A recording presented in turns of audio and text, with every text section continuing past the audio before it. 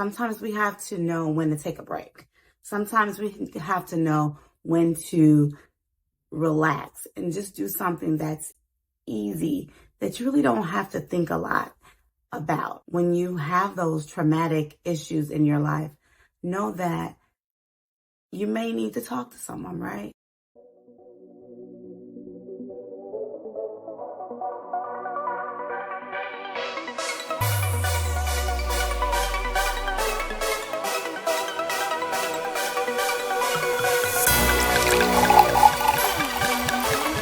Hey, beautiful souls, it's your girl, Donita Divine, and I want to discuss a topic that's near and dear to my heart, and that's mental health. And May is Mental Health Awareness Month. And I know the term gets thrown around, mental health, but some people really don't know what that means. And so I wanted to share some information that I have and some things that I've gone through personally. Mental health awareness is understanding and recognizing the importance of your emotional and physiological well-being. Why does it matter? Why is it important, you ask? Mental health, it affects every aspect of our lives. How we relate to people, how we navigate the world, how we are seen, understanding that it's okay not to be okay. I've had those days. And understanding when it's okay to seek help or talk to someone else. Think of it as we give our mind the same TLC that we give our bodies, like the spa. Why does it matter? Well, it matters because mental health affects every aspect of our lives. From how we feel, how we relate to others, and how we navigate around the world. Since the pandemic, it's been really challenging trying to navigate a new world. It's important to break the stigma because sometimes you need to check on your friends, check on your family members. When they say check on your strong friends, that's real because I am one of the one type of person that consider myself strong. And sometimes because I'm so strong, I feel like I'm on an island and people tend to feel like, oh, she's good. She's going to be all right. And I deal with a lot of my anxiety and stress alone. And maybe because I didn't before tell people what I was going through. So break the stigma, talk to your friends and family, let them know what's going on because we all go through it, right? Everyone experience some type of stress, some type of trauma, some type of, that may even cause anxiety. So it's about bringing awareness to the illness and to the issue. Dealing with stress is one thing. Sometimes you can be stressed out, and some people like to have a lot of irons in the fire. I do. I juggle a lot of things and I like staying busy. Pair that with a trauma, that can be a recipe for a disaster. With this new world of overload of communication, it might be a lot for your brain. Sometimes we have to know when to take a break. Sometimes we have to know when to relax and just do something that's easy, that you really don't have to think a lot about. When you have those traumatic issues in your life, know that you may need to talk to someone, right? And I'm going to take you on a little journey on how I decided on my self-worth and put me first because I was stressed out. I was doing way too many things and didn't see any benefits and reap any reward. And sometimes if you are juggling a lot of things and you hope to see some type of reward, you hope to get some type of accolades. And if you're not, then what is it all for? You're just stressing yourself out. You're wearing yourself thin. And I had to, after talking to my doctor, talking to a therapist, talking to friends and family, people are like, you're crazy. So, but I did have to decide, what is more important, me or this? So I worked at Northwestern University in IT, the Chicago campus, let me be clear. It was a male-dominated field, and I loved it. It was my career. I did everything that I needed to do. I was always kind of that pick me person. Pick me, I'll do this project. Pick me, I'm going to do this. Because I wanted to go above and beyond and show the managers that I was that go-to person, right? I was that I was the dependable employee. I realized that people that came in was getting promoted, and doing less. And yet I was still in that pick me, let me jump on this project, doing the most. And I did not get promoted. I was in the popular crowd team on our IT team. And I realized that, okay, although I'm not getting promoted like I wanted, I'm getting these merit increases. They're telling me how great I am on the team. So they were feeding my ego. Not really my pockets, not really my status, but I would get a few, increases here and there, but not a real, they were all kind of a gradual, lateral type of promotions.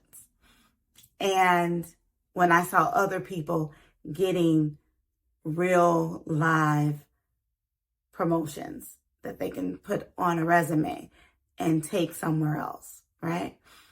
And like I said, it was a feel-good moment.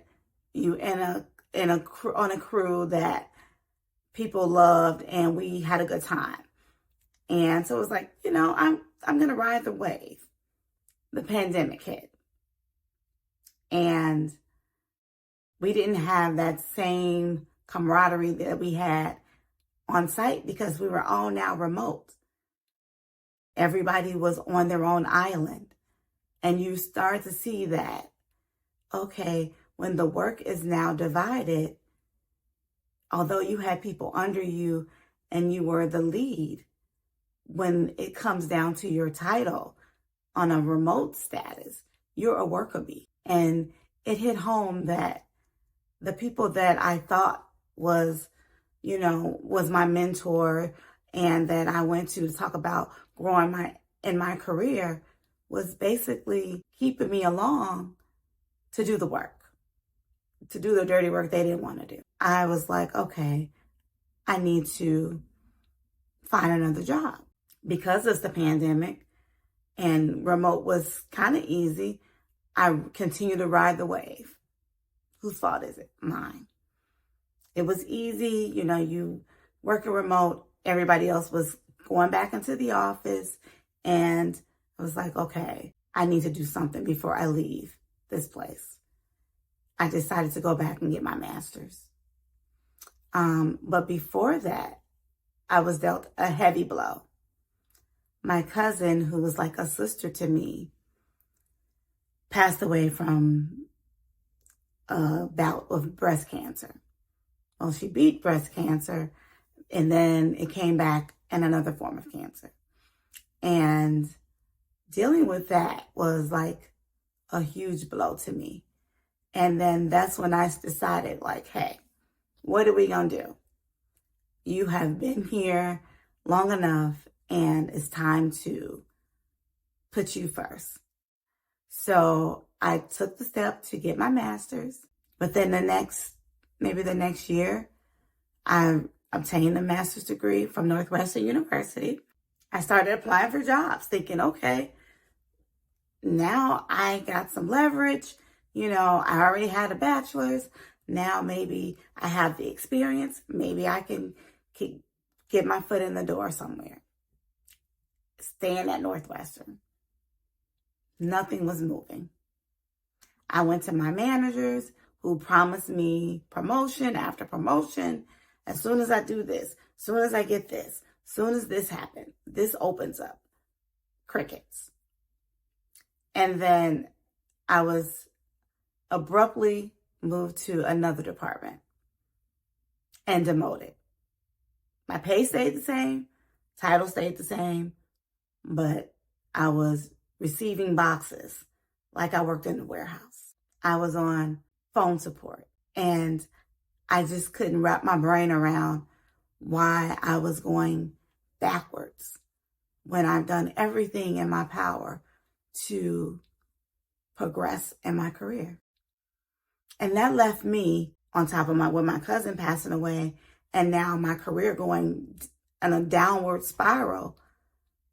I was stressed out. I didn't know who to talk to. I didn't know what to do about it. And it led me to go to the doctor. Like, my blood pressure was up. I was gaining weight. And my doctor was like, what is going on? My primary care was like, what's going on? And I was like, work. It's making me insecure. I can't get ahead. And it was like, no matter what I did, I just wasn't good enough. And so that started to trickle into my personal life. So I'm thinking, yeah, I'm just not good enough at anything. And so I started seeing a therapist, and the therapist was like, why are you still working there? Find another job. Because clearly your health is taking a toll. My neck started getting stiff. I was hospitalized, all because of stress. I opened a discrimination case against my 2 Caucasian managers, only for it to be returned unfounded because I didn't have enough recent evidence that I was being discriminated against. So all the things that I applied for in the past I didn't get, that I was clearly qualified for, didn't count because I didn't do anything recently. So I jumped the gun on that. And so I had a talk with my husband, and he was like, your health is not getting any better. We stay at the doctor's. It's time for you to leave the job. I prayed on it, went to church a couple times, and just asked God if this is what I needed to do. In April, I gave my resignation. I went from being a lead senior specialist with staff under me to, I was the go-to person in my department, right? To tier 1 support, phone support. We had meetings every morning at 8:30. We all went to lunch at 12. And then meetings every day at 4. And to ensure you stayed at your desk until 5 p.m., they would just randomly talk about empty conversations. I had never experienced anything like it. Stress and trauma can be detrimental to your health. They usually say stress can kill you, and it's really true. I have been dealing with high blood pressure, tension in my neck. I have to have my doctor prescribe me massages because I was stressed out. I worked as I'm an African-American woman in a male-dominated IT field for a university. I was recognized as the go-to and go-getter in my field. For some reason, only the Caucasian men were getting promoted. I kept trying, kept jumping on projects. As life would have it, I never got promoted again. I had staff that reported to me, but my title or my pay basically never changed. I applied to jobs. I would be interviewed, get told that I was the best candidate, but yet those positions were never offered to me. And then during that time, I started feeling inadequate. Like, well, what's wrong with me? Am I not good enough? Let me try harder. The pandemic hit and everything started changing even more. That group that I thought that I was close to, when you're on campus, when you're talking and he-heing and ha-ha, it's different when you are really on your own island and you really realize that, hey, I haven't been promoted. And when you're you used to be in manager meetings because people reported to you, but now when the pandemic hits, you really see where you are on the food chain. And then when life hits, it's going to hit hard. In 2021, my cousin was terminally ill she had breast cancer, and then she beat it, and her cancer came back, and she passed away in August. And I don't know how, I couldn't handle it. I was stressed out. It broke me. And we were like, she was like my sister. I started thinking, okay, life is short. You got to take care of yourself. That year, I went to a trip to Cabo. And while I was there, my blood pressure went up to like 180. I couldn't raise my left arm. I thought I was having a stroke. I thought I was going to die. I had to go to the hospital in Mexico and came back home. And basically, everybody diagnosed me of stress, anxiety, high blood pressure, tension in my neck, inflammation, all of these things. I was told that you have to make some changes in your life. So I decided, okay, I need to leave, get a new job. And I was like, okay, well, before I leave, let me take advantage of this tuition reimbursement. So I decided to go get myself a master's degree. I did get my master's. And as soon as I graduated, I started looking for jobs within the university, right? And nothing, crickets. It's the pandemic. I'm like, do I want to go back on campus? Do I want to go work for someone full-time in person? So those things came into play. And went to my manager who promised promotions if you do this. And nothing. Everything fell on deaf ears. So I started to really think about what I was experiencing and started looking at everybody who continuously progressed in their career. And they didn't look like me. I decided to open a discrimination case. It was a year long, and only for them to say that because I hadn't applied to anything recent, nothing was founded. I continued to see a therapist. My therapist recommended, looking for employment elsewhere. Because if I'm not going to get the results that I want or desire, then that's probably going to be my best outcome. And talked to my husband. He was like, leave the job. So in my mind, leave the job means find employment elsewhere. And he was like, no. If you keep waiting on the best time to leave this job, you may not have a life to live. In April, I gave my letter of resignation. And when I did, there was such a huge burden off of my back. I went from lead manager, not on paper, to tier 1 support, where we clocked in at 8 o'clock or 8:30, had lunch at 12, and had a meeting every day from 4 to 5. I decided to put me first. And when I tell you, I'm so glad I did.